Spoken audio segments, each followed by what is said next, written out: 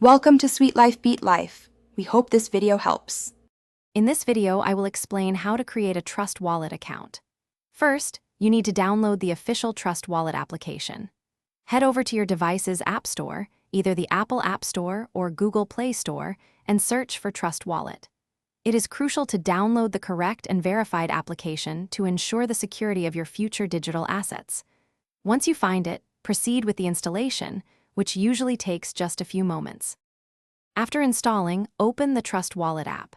You will see an option to create a new wallet. Tap on this to begin your setup.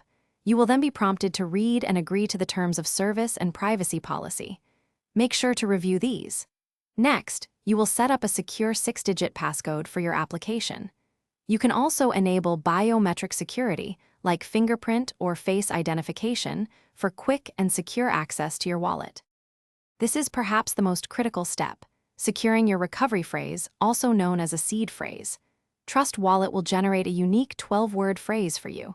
It is absolutely essential to write these words down on a piece of paper in the exact order shown. Store this paper in a very secure, offline location, like a safe. This phrase is your master key. Anyone with it can access your funds, so never share it digitally or with anyone.